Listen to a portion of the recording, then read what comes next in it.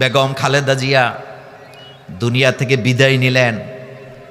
আপনি বলেন তো, উনি যে বিদায় নিলেন দুনিয়া থেকে, তার জন্য বাংলাদেশের সাধারণ মানুষেরটা পরে বলি, তার জন্য বাংলাদেশের আলেম ওলামাদের দোয়া কান্না আছে নাকি নাই? আসেনি? কেন আছে? কারণ উনি এটা প্রাপ্য। বেগম খালেদা জিয়া আপসেক নেত্রী, তিনি বলেছিলেন, তাকে যখন ফখরুদ্দিন মঈনুদ্দিনের সরকার বলেছিল আপনি দেশের বাইরে চলে যান, সেদিন তিনি বলেছিলেন, এই দেশ আমার, মাটি আমার, জনগণ আমার, আমি বাঁচলেও এখানে, আমি মরলেও এখানে। এ কথা সত্য নেই? 2 নাম্বার, খালেদা জিয়া ব্যক্তি জীবনে কোনো কোনো ক্ষেত্রে হতে পারে তিনি ইসলামকে তেমনভাবে প্র্যাকটিস করেন নাই, এটা সত্য। কিন্তু এই দেশে ইসলামের কোনো ক্ষতি হোক, আলেম ওলামারা জঙ্গিবাদ বানাবার জন্য আলেমদেরকে খালেদা জিয়া কখনো একটা শব্দ বাংলাদেশে উচ্চারণ করেন নাই। আলেমদের বিরুদ্ধে যায়, কোরআনের বিরুদ্ধে যায়, ইসলামের বিরুদ্ধে যায়, মাদ্রাসার বিরুদ্ধে যায়, একটা শব্দ তিনি কখনো উচ্চারণ করেন নাই। বরং সারা জীবন তার বক্তৃতার মধ্যে আলেম ওলামা, মাদ্রাসা, ইসলামের জন্য দরদ আছে নাকি নাই? আরো জোরে বলেন, দরদ আছে নাকি নাই? এই জন্য তিনি ইন্তেকাল করার পরে বাংলাদেশের সমস্ত আলেমরা তার জন্য দোয়া করেছে, বিবৃতি দিয়েছে। বাংলাদেশ মাজলিসুল মুফাসসিরিনের পক্ষ থেকে তার জন্য শোক জানানো হয়েছে, মিজানুর রহমান আজহারীর পক্ষ থেকে দোয়া করা হয়েছে, শোক জানানো হয়েছে, শায়েখ আহমদুল্লাহর পক্ষ থেকে।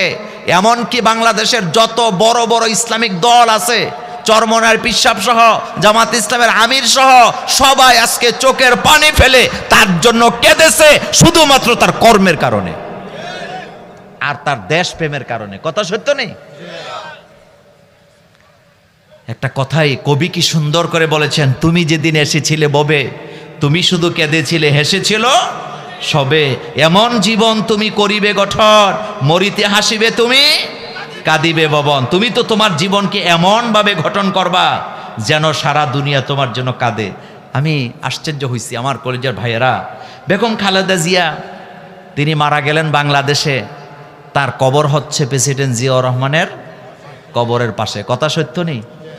তিনি চলে গেলেন দুনিয়া থেকে। আমরা আজকের এই মাহফিল থেকে দোয়া করি, আল্লাহ তুমি তাকে জান্নাতে উঁচু মাকাম দান করো। পৃথিবীর বিভিন্ন দেশের মুসলিম নেতারা স্বেচ্ছায় তারা ইচ্ছা জানিয়েছেন আমরা খালেদা জিয়ার জানাজায় আসতে চাই।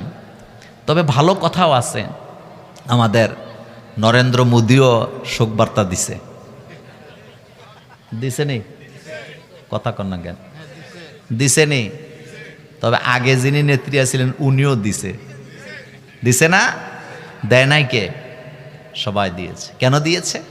কারণ স্বীকার করতে হবে কর্মের। কর্মের কিসের? কর্মের। বিচার তো কর্মের হয়। বিচার কিসের হয়? কর্মের হয়। আমি আপনাদেরকে একটা কথা বলি, একটা ঘটনা বলি আপনাদেরকে। সেটা হলো, বেগম খালেদা জিয়া তিনি আলেমদেরকে কতটা ভালোবাসতেন তার একটা উপমা আপনাদেরকে দেই। সেটি হচ্ছে, তার ক্যাবিনেটে একজন আলেম ছিল, মন্ত্রিসভায় কি ছিল? আলেম ছিল। নাম বলা লাগবে? নাম বলা লাগবে? আচ্ছা, নাম আপনারা জানেন। শহীদ না, মতিউর রহমান নিজামী। তো ক্যাবিনেটে যখন মন্ত্রিসভার বৈঠক বসতো, তিনি তখন 19 জন মন্ত্রীর মধ্যে 18 জনের বক্তব্য আগে শুনতেন। মনোযোগ আছে না আপনাদের? কয়জনেরটা আগে শুনতেন? 18 জন। 18 জন বক্তৃতা দেওয়ার পরে এখন বেগম জিয়া ওই আলেম শহীদ মতিউর রহমান নিজামীকে জিজ্ঞেস করতেন, মাওলানা সাহেব এবার আপনি বলেন এই বিষয়ে আপনার মতামত কি? এই কথাটা আপনি ঠান্ডা মাথায় চিন্তা না করলে বুঝবেন না। তিনি আগে সবার বক্তব্য শুনতেন, সবার পরে শুনতেন কারটা? কেন শুনতেন? কারণ তিনি শুনে সিদ্ধান্ত নিতে তার জন্য সহজ হইতো। এবং ম্যাক্সিমাম ক্ষেত্রে তিনি সিদ্ধান্ত সেটাই নিতেন শহীদ মতিউর রহমান নিজামী আলেম হিসাবে যেটা সর্বশেষ বলতেন।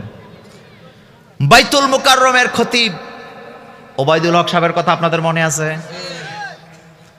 বাগা খতিব ছিল, সুবহানাল্লাহ। কি খতিব ছিল? বাতিলের সামনে কখনো মাথা নত। এখন যেটা আছে এটাও বাগা। বক্তব্য শুনবেন আপনারা। আব্দুল মালেক হাফিজাহুল্লাহ চমৎকার কথা বলেন, বাতিলের বিরুদ্ধে হুঙ্কার আছে না নাই? কয়দিন আগে কি চমৎকার করে বাইতুল মুকাররমে দাঁড়িয়ে বলেছেন যে বঙ্গবন্ধুর খুনিদেরকে যদি বিদেশ থেকে ধরে এনে বিচার করা যায়, হাদির হত্যাকারীদেরকে অবশ্যই ভারত থেকে শিকল দিয়ে টেনে এনে বিচার করা যাবে। একজন খতিব এ কথা বলতে সাহস লাগে, বলেন কি লাগে? তো ওবায়দুল হক সাহেব যখন খতিব ছিলেন, তিনি আমেরিকাকে ইসরায়েলকে একটা গালি দিছে। কি দিছে? গালিটা দিছে মানে আমেরিকা ধ্বংস হোক, ইসরায়েল ধ্বংস হোক। তখন আমেরিকা আর ইসরায়েল মিল্লা মুসলিম কান্ট্রির উপরে কি চালাইছে? অত্যাচার। মনোযোগ আছে না আপনাদের? এখন এটা দূতাবাসে যখন খবর গেছে, সরকারের কাছে ব্যাখ্যা চাইছে আমেরিকা, লাগছে তো বেজাল। এখন বলতেছে খতিব সাহেবরে বাদ দিতে হবে। তো বাংলাদেশে বাইতুল মুকাররমের খতিবের পদটা তো প্রশাসনিক পদ না, এটা তো চাইলেই বাদ দেওয়া যায় না। ক্যাবিনেটে এটা উত্থাপন হয়েছে। হওয়ার পরে তখন মান্নান ভূঁইয়া ছিল বিএনপির মহাসচিব, আপনাদের মনে আছে তো? কথাবার্তা বলতে বলতে ম্যাক্সিমাম লোকেরা, এরা তো আর ইসলাম বুঝে না, বলছে যেহেতু কথা বললে ফেলছে, এখন বিদেশিদেরকে খুশি করতে হইলে তো ওবায়দুল হকরে কি করতে হবে? এখান থেকে সরাইতে হবে। বেগম খালেদা জিয়া কথা শুনতে শুনতে শেষ পর্যায়ে জিজ্ঞেস করছে মাওলানা মতিউর রহমান নিজামী সাহেবকে যে, মাওলানা সাহেব আপনি বলেন এই ব্যাপারে আপনার সিদ্ধান্ত কি? সবাই ম্যাক্সিমামে তো বলতেছে বাদ করে দেওয়ার জন্য। মতিউর রহমান নিজামী সাহেব হাসি দিয়ে বলছে, মাননীয় প্রধানমন্ত্রী, আমাদের খতিব সাহেব বাইতুল মুকাররমে দাঁড়াইয়া আমেরিকাকে ইসরায়েলকে যে বদদোয়া দিছে, ধ্বংস হওয়ার কথা বলছে, এটা বাংলাদেশ নয়, সারা পৃথিবীর সব মিম্বর থেকে প্রতি জুমায় খতিবরা এ কথাই বলে।